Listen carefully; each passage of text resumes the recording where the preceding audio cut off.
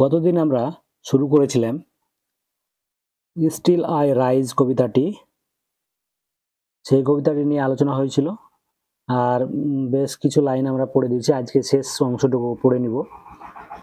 ওখানে যাওয়ার আগে আমি দু একটা কথা এখানে বলে রাখি যে এই যে কবিতাটা, সেখানে কলোনাইজার এবং ব্ল্যাক আফ্রিকান আমেরিকান পিপলদের বোঝানো হয়েছে। Black African American people. Colonizer কারা? না, কলোনাইজার যারা ওই যে মানুষ ধরার দল, রবীন্দ্রনাথ ঠাকুরের একটা কবিতা রয়েছে। তারপর এলো মানুষ ধরার দল। এই মানুষ ধরার দলই হচ্ছে কি কলোনাইজার। তারা মানুষ ধরে, অর্থাৎ মানুষ ধরে নিয়ে সেই মানুষের ব্যবসা করে, তারাই হচ্ছে কলোনাইজার।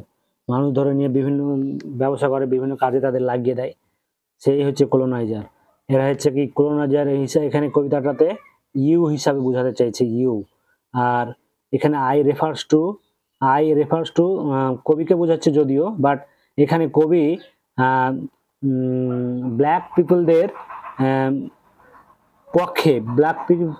পক্ষে, on the behalf of black African American people হিসাবে তিনি এখানে বলছে।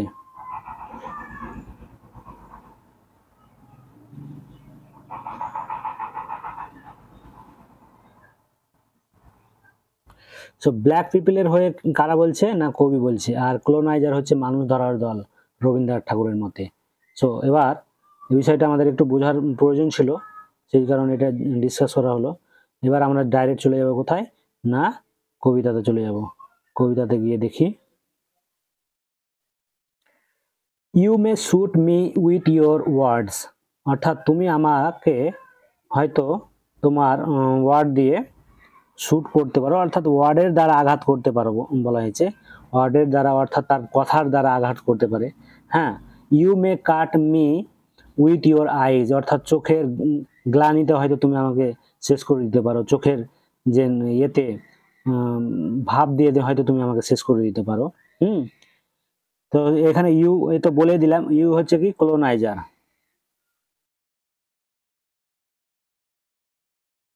কলোনাইজারকে রেফার করা হয়েছে ইউ দ্বারা, ঠিক আছে। তো বলছে কবি যে you may shoot me with your words, অর্থাৎ তোমার কথার দ্বারা হয়তো তুমি আমাকে শুট করতে পারো, আঘাত করতে পারো।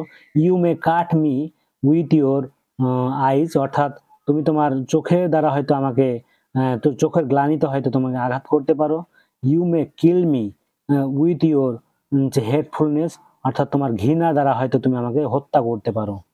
But still I like air I will rise. হ্যাঁ, but still like air I will rise, তথাপি আমি উঠবো কিসের মতো? না, বাতাসের মতো আমি আবার উঠে যাব। সো এখানে আমি বলতে কবিকে বোঝানো হচ্ছে, অর্থাৎ কবি ব্ল্যাক আফ্রিকান অ্যান্ড আমেরিকান পিপলদের পক্ষে হিসাবে কবিতাটা তিনি যেন পাঠ করছেন।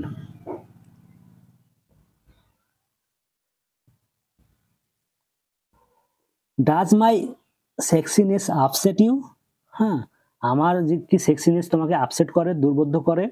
Does it come as a surprise? এটা কি তোমাকে অবাক করে তোলে? হ্যাঁ, এটা কি তোমাকে অবাক করে তোলে? দ্যাট কিসের জন্য অবাক করে তোলে? দ্যাট আই ড্যান্স, আমি যেন নাচছি কিসের মতো?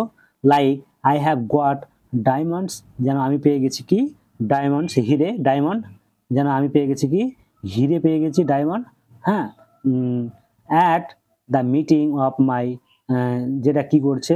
থাইস, অর্থাৎ যেটা আমার থাই যে বন্ধন অবস্থা রয়েছে, আর সেটা বেঁধে যেন আমি ড্যান্স করছি। সেটা দেখে কি তোমার সারপ্রাইজ মনে হচ্ছে? সেটা দেখে কি তোমাকে আপসেট মনে হচ্ছে? কি বলছে?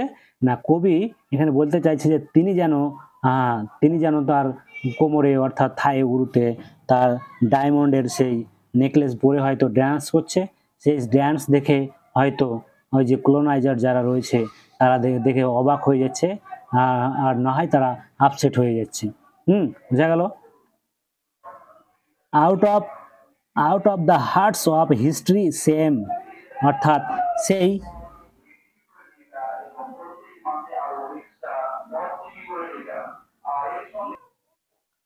আউট অফ দ্য হার্টস অর্থাৎ সেই কুড়ো ঘরের হিস্ট্রি থেকে সেম হিস্ট্রি ইজ সেম অর্থাৎ লজ্জার যে হিস্ট্রি আই রাইজ সেখান থেকে যেন আমি উঠবো অর্থাৎ out of the huts of history is shame অর্থাৎ ঘৃণার ইতিহাস থেকে যেন আমি উঠবো। Up from a past that's rooted in pains I rise অর্থাৎ আপ ফ্রম পাস্ট অর্থাৎ অতীতের কোনো পেন থেকে অর্থাৎ যন্ত্রণা থেকে কি করতে চাইছে, অতীতের কোনো যন্ত্রণা থেকে আই রাইজ অর্থাৎ আমি উঠে যাব, অতীতের কোনো যন্ত্রণা থেকে হয়তো আমি উঠে যাব।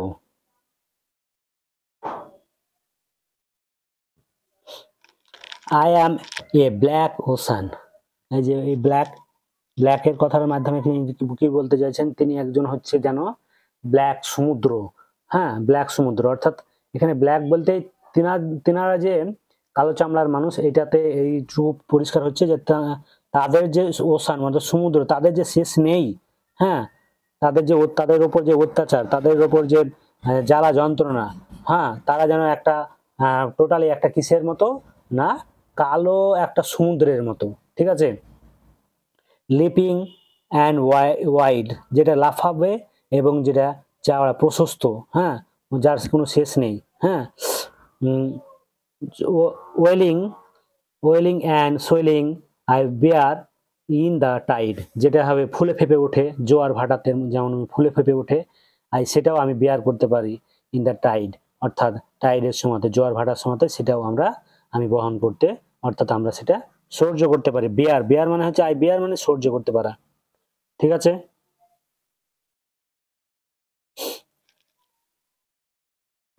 লিভিং বিহাইন্ড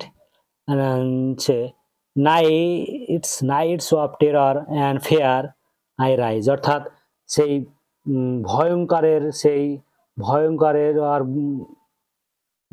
ভয়ঙ্করের যে রাত সেটাকে আমরা পেছনে ফেলেও আমি কি করতে পারি, নাই রাইজ অর্থাৎ ভয়ঙ্করের যে রাত্রির যে ভয়ঙ্কর অবস্থা সেটাকে পেছনে ফেলেও যে আমরা উঠে যেতে পারি, হ্যাঁ। বলছে যে কি ইনটু এ ড্রে ব্রেক অর্থাৎ একটা দিনের সূচনাতে, দ্যাটস ওয়ান্ডারিয়াসলি ক্লিয়ার আই রাইজ অর্থাৎ দিনের একটা সূচনা লগ্নে একটা আশ্চর্যজনকভাবে ক্লিয়ার পরিষ্কার পরিচ্ছন্নতেও যেটা আমি উঠে যাব অর্থাৎ উঠে দাঁড়াবে, অর্থাৎ উঠে যে আই রাইজ মানে কি, এখানে আই রাইজ মানে কি তাদের যে তাদের উপর অত্যাচার যন্ত্রণা, তাদের উপরে যে বিভিন্ন রকম ভাবে অত্যাচার হয়েছে সেই যে যন্ত্রণা, সেগুলো কিন্তু তারা সেখান থেকেও সেই একটা ড্রে ব্রেকেও অর্থাৎ দিনের যে সূচনা লগ্নেও তারা সেখান থেকে বেরিয়ে আসতে পারবে বলতে চাইছি।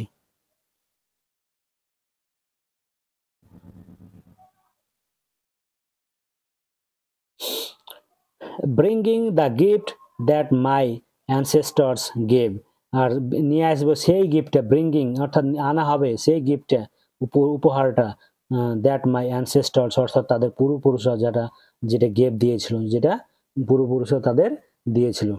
I am the dream and the hope of the slave, আমি হচ্ছি যে স্বপ্ন এবং আশা এই স্লেভ মানে হচ্ছে যারা দাস তাদের রয়েছে।